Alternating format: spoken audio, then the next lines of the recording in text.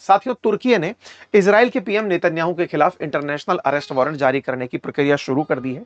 तुर्की के जो न्याय मिनिस्टर हैं उनके द्वारा इंटरपोल से कहा गया है कि हम नेतन्याहू को गिरफ्तार कराना चाहते हैं। क्यों चाहते हैं, इसके पीछे का तर्क इनका यह है, पुराना मामला निकाल कर लाते हैं। और पुराना मामला क्या है उसको मैं समझाऊं थोड़ा सा। उसको समझने से पहले मैं आपको हल्का सा एक बार मैप दिखा देता हूं। देखो, यदि आप मैप को देखो ना तो आप पाओगे कि जो ये इजराइल है ना, इजराइल के साथ साथ यहां पर आप गाजा देखते हैं। अपन ने बहुत बार गाजा डिस्कस किया है। आपको ये तो पता ही होगा कि गाजा का एक तट जो है ना वो मेडिटेरेनियन सी से टच होता है।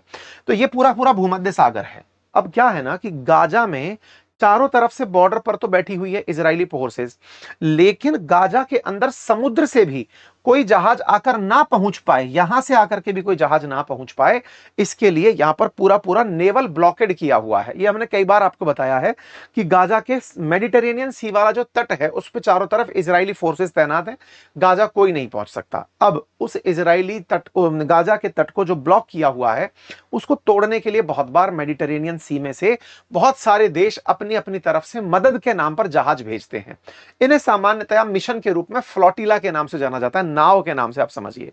2008 से 26 आ गया है, लगातार ऐसी नावें भेजी जाती रही हैं। लेकिन जब इस तरह की नावें इजराइल के द्वारा रोकी जाती हैं तो यह विवाद का कारण बन जाता है। इजराइल कहता है कि इन मदद के कट्टों में आपने हो सकता है बम गोला बारूद भरकर रखा हो और हमास हम पर हमला कर दे, इसलिए हम गाजा में किसी को आने नहीं देंगे। ऐसा ही इंसिडेंट पिछले साल 2025 में हुआ।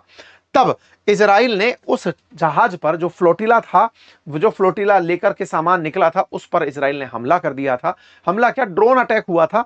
और जब ड्रोन अटैक हुआ था तो उस अटैक के बाद में नेतन्याहू के खिलाफ तुर्की इंटरनेशनल कोर्ट जाने का धमकी दिया और खुद की न्यायालय के अंदर तुर्की के नेतन्याहू के खिलाफ वो शुरू कर दी, जांच शुरू करवा दी। ये हमने सेशन आपको अपनी पाठशाला पर भी बताया था, ग्रेटा थनबर्ग को। फिर एक और फ्लोटिला पर जब ग्रेटा थनबर्ग आ रही थी तो उनको तो इजराइल वाले पकड़ कर ही ले गए और उसके बाद में चर्चा निकल कर आई कि उनके साथ बाल वाल खींच करके बदतमीजी और बदसलूकी की गई।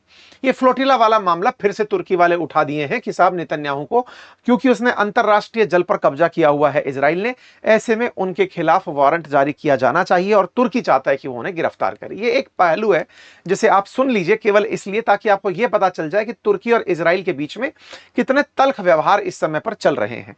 जहां तुर्की खुलकर के गाजा के समर्थन में खड़ा हुआ है, फ्लोटिला के माध्यम से यहां पर भेजने का रसद सामग्री प्रयास करता है, वहीं दूसरी तरफ अब एक और कहानी सुनिए। असल में साथियों, तुर्की जो है ना वो इजराइल को मान्यता देने वाले शुरुआती राष्ट्रों में से एक था। लेकिन जब इजराइल को मान्यता देने की बात आई मुस्लिम राष्ट्रों के द्वारा, तो मुस्लिम राष्ट्र बाकियों ने इसका विरोध किया। तुर्की पहले तक बहुत ही सेक्युलर कहिए या प्रोग्रेसिव कंट्री हुआ करता था, लेकिन जब से अर्दगन आए हैं उन्होंने इजराइल के खिलाफ भूमिका को पूरे मुस्लिम ब्रदरहुड के नाम पर, ताकि मुस्लिमों के खलीफा वापस से तुर्की को बनाया जा सके, ताकि सऊदी से ज्यादा लोग तुर्की को मानने लगे, तो उन्होंने इजराइल के खिलाफ काफी ज्यादा एंटी ज्यादा बयान देने शुरू कर दिए।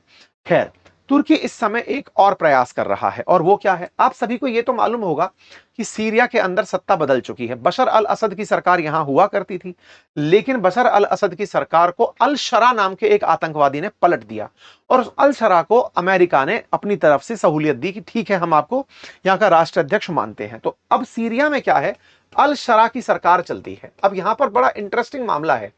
अल शरा वो व्यक्ति है जिसने बशर अल असद को हराया। बशर अल असद कौन था?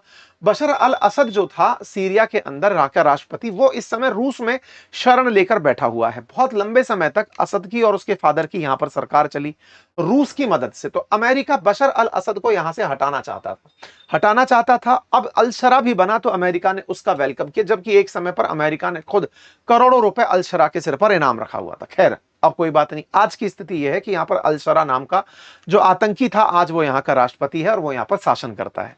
इजराइल से वो कैसा है? जब अमेरिका ने अल शरा को अपनी तरफ से इज्जत दी है तो वो इजराइल से भी अच्छा रहेगा। लेकिन चूंकि सीरिया में लंबे समय तक देश में अशांति रही, तो यहां पर बहुत सारे विद्रोही गुट बने हुए हैं। अल शरा जो है उसको तुर्की का भी समर्थन प्राप्त है और तुर्की उसी सीरिया में, यानी कि जहां अल शरा है, वहां पर इजराइल के खिलाफ जमीन पर जंग की तैयारियां कर रहा है। अब आप पूछेंगे, ये तो काम तुर्की यहां से भी डायरेक्ट कर ही सकता था। नहीं, अक्सर जब प्रॉक्सीज लड़ी जाती हैं तो वो डायरेक्ट नहीं लड़ी जाती। जैसे ईरान लंबे समय से इजराइल पर खुद हमले नहीं कर रहा था। उसने प्रॉक्सी के नाम पर गाजा के अंदर हमास को बिठाया हुआ था, उसने लेबनान के अंदर हिजबुल्लाह को बिठाया हुआ था, जबकि उसकी मिसाइल तो यहां पर भी जा सकती हैं, लेकिन खुद डायरेक्ट नहीं चलाते थे, प्रॉक्सीज के थ्रू चलाते थे। तो तुर्की ने सीरिया में प्रॉक्सीज को डेवलप करना शुरू किया ताकि वो इजराइल को मार सके। अब इजराइल की कहानी क्या है, अब उसको मैं आपको बताता हूं। अब हुआ क्या, तुर्की जब ये समझदारी कर ही रहा था तो इजराइल दोबारा ये गलती नहीं कर सकता था। कौन सी? कि ईरान की तरह प्रॉक्सी तुर्की भी खड़ा कर दे इजराइल के खिलाफ। इजराइल ने उठा करके परसों 18 तारीख के दिन एक एयरबेस था अबू अल दुहर एयरबेस, उस एयरबेस पर हमला कर दिया। इजराइल ने हमला किया और इजराइल ने रनवे को पूरी तरह उखाड़ दिया। कहां की बात हो रही है? सीरिया की बात हो रही है। सीरिया में कहां पर हो रही है? अदलिब के अंदर बात हो रही है। यह जगह इजराइल बॉर्डर से लगभग 250 किलोमीटर की दूरी पर है। इस अबू अल दुहर नाम के जो एयरबेस है, यहां पर हमला हुआ। यह जगह तुर्की के लोगों के द्वारा, तुर्की के सैनिकों के द्वारा डेवलप की जा रही थी। क्यों? ताकि इस एयरबेस से इजराइल पर निशाने लगाए जा सकें। हालांकि इजराइल पहले भी सीरिया पर हमले करता रहा है, लेकिन बशर अल असद के चले जाने के बाद, अल शरा के आने के बाद और तुर्की के सैनिकों के बीच में इस तरह का हमला होना अपने आप में एक चेतावनी है। देखिए, यह रहा वो एयरबेस जो लंबे समय से बंद पड़ा हुआ था। इसको डेवलप करने के लिए तुर्की के विदेश मंत्री ने हाल ही में सीरिया की यात्रा की थी, और जब सीरिया की डिफेंस में मतलब यात्रा की थी, तब ये वाला जो सीन दिख रहे हैं आप, ये जो फूटा हुआ स्थिति दिखाई दे रहा है, इन्होंने इस एयरबेस को ही उड़ा दिया। यहां पर तुर्की के सैनिक थे और तुर्की के सैनिकों की प्रेजेंस में ही, मीडिया रिपोर्ट्स के अनुसार, इन्होंने एयरबेस को ही, जो हवाई पट्टी थी, इजरायलियों ने इसके ऊपर हमला करके हवाई पट्टी को तहस नहस कर दिया। ये सब परसों हुई घटना है। इधर की तरफ तुर्की उनके खिलाफ अरेस्ट वारंट जारी कर रहा है, दूसरी तरफ तुर्की की तरफ से एयरक्राफ्ट कैरियर्स में भर के डिफेंस इक्विपमेंट पाकिस्तान आ रहे हैं। पाकिस्तान में सीरिया के विदेश मंत्री कल के दिन देखे गए हैं। ये सब घटनाएं एक से जुड़कर एक चलती चली जा रही हैं, और ये जो आप देख रहे हैं तस्वीरें यहां पर, जहां पर इस प्रकार से एयरबेस को नुकसान पहुंचाया गया है, इसके बाद असली बवाल शुरू हो गया। सीरिया ने अपनी तरफ से इसका खंडन किया, उसके पास इसके अलावा कुछ नहीं था। इजराइल ने साफ कहा कि भाई सीरिया वालों, तुम लोग एक चीज को क्यों नहीं समझ रहे हो? तुमको लगता है कि हमने तुम्हारा 0.1% क्षेत्रफल लिया हुआ है। तुम्हारे क्षेत्रफल का लगभग 5% तुर्की कब्जा करके बैठा है। साइप्रस का लगभग 36% तुर्की कब्जा करके बैठा हुआ है, और इराक का लगभग 2000 किलोमीटर स्क्वायर कब्जा करके बैठा हुआ है। तुर्की तुम्हारे देश के अंदर घुस रहा है, क्या तुम्हें नजर नहीं आ रहा है? और बोले इसी कारण से हमने इस पर हमला किया है। तुर्की तुम्हारे देश में आएगा और हम पर प्रॉक्सी चलाएगा, तुम्हें यूज करके, तुम्हें नजर नहीं आएगा। तुर्की ने कहा नहीं नहीं, हम ऐसा नहीं कर रहे थे, हम इस अटैक का खंडन करते हैं, यह अटैक नहीं होना चाहिए था। तुर्की ने तो यह तक कह दिया कि हम तो गए ही नहीं थे सीरिया के बेस पर। अक्सर यही होता है, प्रॉक्सीज को जब मार पड़ती है तो वो इस तरह से झूठ बोलते हुए पाए जाते हैं। पर जो भी है, यहां से एक चीज तो समझ में आ गई है कि तुर्की सीरिया में अपनी जगह बना रहा है, और पाकिस्तान के साथ मिलकर के, सऊदी के साथ मिलकर के इजराइल के खिलाफ कुछ तैयारियां कर रहा है, क्योंकि यहां पर स्थितियां बिगड़ रही हैं। लेकिन तुर्की नाटो कंट्री भी है, और नाटो कंट्री होने का मतलब हुआ कि उनके जो नाटो के संविधान में सेक्शन 5A है, उसके अनुसार अगर तुर्की पर हमला हुआ तो सब पर हमला माना जाएगा। अब तो तुर्की ने मक्का पैक्ट भी कर लिया है, यानी पाकिस्तान और सऊदी भी उसके साथ में है। पाकिस्तान और सऊदी साथ में है तो तुर्की पर हमला, सब पर हमला माना जाएगा। तब भी आप इजराइल की तारीफ करिए इस बात में कि उसे सब पता है कि तुर्की तुम कौन हो, उसे यह भी पता है कि तुम्हारे पास कितनी ताकत हो सकती है, लेकिन हमारे खिलाफ अगर तुमने साजिश भी रची तो सीरिया में भी घुसकर मारेंगे। तुम तो छोड़ो दूसरे देश में क्या कर रहे थे। ये वैसी वाली बात है कि हमें पता था कल हमारी सुरक्षा एजेंसीज को कि नूर खान एयरबेस पर पाकिस्तान के अंदर तुर्की के एयरक्राफ्ट कैरियर्स वो उतरे हैं, हवाई जहाज उतरे हैं सामान ले जाने वाले, और चाइनीज सामान भी उतर रहा है। ऐसे में हमें पता है कि ये लोग कुछ ना कुछ कर रहे हैं, गुस्ताखी कर रहे हैं, हो सकता है ड्रोन्स यहां आ रहे हो, कुछ भी चल रहा हो। और ऐसे में भारत प्रोएक्टिवली वहां पर हमला कर देता और ये कहता कि हम पाकिस्तान वालों, हम जानते हैं तुम ये सब जो कर रहे हो हमारे खिलाफ होने के लिए कर रहे हो, हमने उसको खत्म कर दिया। इजराइल ने कुछ वैसा सीरिया के अंदर किया, पता चला कि यहां पर हो रहा है, लो निपटा दिया। इस बारे में अमेरिका से पूछा गया कि अमेरिका आप क्या कहोगे।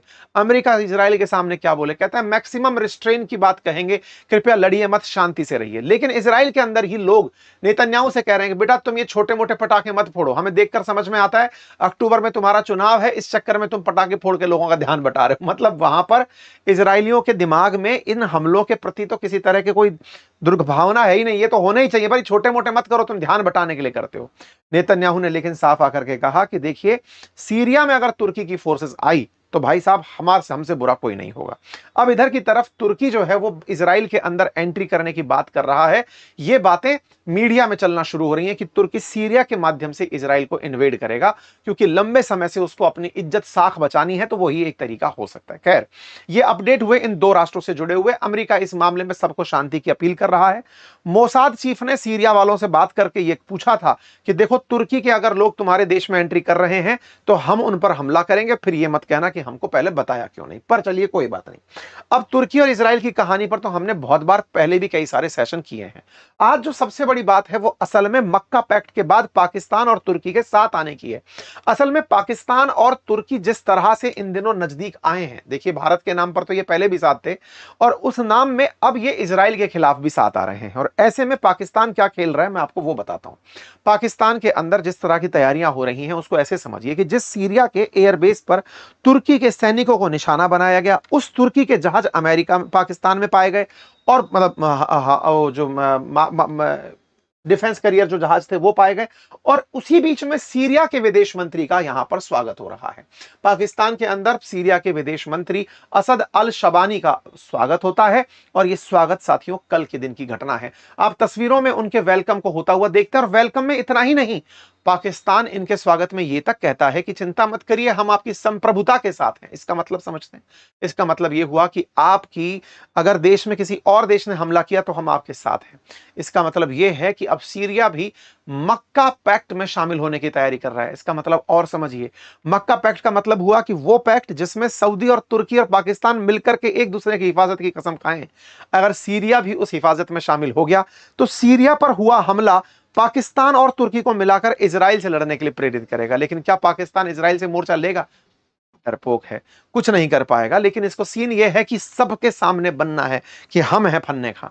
ऐसे में प्राइम मिनिस्टर ऑफिस की तरफ से पाकिस्तान में सूचना जारी होती है कि सीरिया की यूनिटी इंटीग्रिटी का तो हम ख्याल रखते ही हैं, और हम गोलन हाइट्स पर सीरिया की पोजीशन का स्वागत करते हैं। अभी गोलन हाइट क्या है? असल में सीरिया और इजराइल का जो बॉर्डर साझा होता है ना, उस बॉर्डर पर लगभग 0.1% सीरिया का क्षेत्र ऐसा है जिस पर इजराइल का कब्जा है, उसे गोलन हाइट कहते हैं। उसके 70% क्षेत्र पर गोलन हाइट्स पे इजराइल का कब्जा है। 1200 किलोमीटर स्क्वायर का क्षेत्रफल है। क्यों कब्जा है साहब इस पहाड़ी पे? पहाड़ी जैसी जगह है, इस पर कब्जा इसलिए क्योंकि यहां चढ़ने के बाद ये लोग सीरिया की राजधानी दमिश्क में इजराइल वाले दूरबीन से देख पाते हैं कि क्या हो रहा है। हाइट वाली जगह है, मोर्चा है, और वहां पर इजरायली सैनिक बने रहते हैं ताकि इजराइल सीरिया पर नजर रख सके। क्यों रखना है? क्योंकि ईरान वाले पहले सीरिया के रास्ते ही लेबनान के अंदर जो हिजबुल्लाह था उसको वेपन भिजवाया करते थे। तो इन्होंने इसको एक चेक बेस बनाया हुआ है, पॉइंट बनाया हुआ है। अब पाकिस्तान वाले बोल रहे हैं कि ये पूरा गोलन हाइट तुम्हारा होना चाहिए, हम तुम्हारा साथ देने के लिए तैयारी कर रहे हैं। सीरिया में उधर तुर्की वाले अपने सैनिक भेज रहे हैं, सीरिया के विदेश मंत्री पाकिस्तान में है। क्या आपको अभी भी यह साधारण बात लगती है? कुछ इस प्रकार से इजरायली सैनिक सीरिया के अंदर दूर तक निगरानी करते हैं। इधर अल शरा जो सीरिया के राष्ट्रपति बने, जो आतंकवादी हुआ करते थे, इनकी अब मुलाकात पाकिस्तान के प्रधानमंत्री से होगी आने वाले समय में।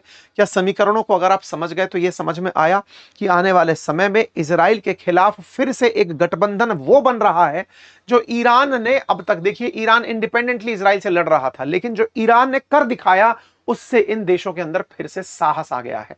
क्योंकि ईरान जिस तरह से अमेरिका और इजराइल को इतने दिन से अकेला लटका के चल रहा है, सोचकर देखिए कि इसी तरह पाकिस्तान, तुर्की, सऊदी, सीरिया अगर ये फिर एक होकर के जंग में उतरते हैं तो ये इजराइल के लिए बड़ी मुसीबत की तैयारी कर रहे हैं। इसका मतलब ये हुआ कि ईरान से इन्हें हौसला मिला, और उसी हौसले से अब ये कुछ ऐसी तैयारियां चल रही हैं, और ये तैयारियां आने वाले समय में कुछ भीषण रूप ले सकती हैं। ये इजराइल पहले से जानता है, लेकिन पाकिस्तान की दलाली हम जानते हैं। ये युद्ध तो छोड़िए, केवल पैसा कमाने निकलेगा। बाकी आप लोग इस विषय पर क्या सोचते हैं, अपनी राय जरूर दें। चैनल पर नए हैं तो सब्सक्राइब कर लें, और हमारी यात्रा से जुड़े रहने के लिए तो जरूर सब्सक्राइब कर लें, ताकि हम आपको अपने सारे के सारे अपडेट्स और रामायण की बहुत सारी रोचक कहानियां वाल्मीकि रामायण और रामचरितमानस से सुना सकें। बोलिए हमारे साथ, जय श्री राम।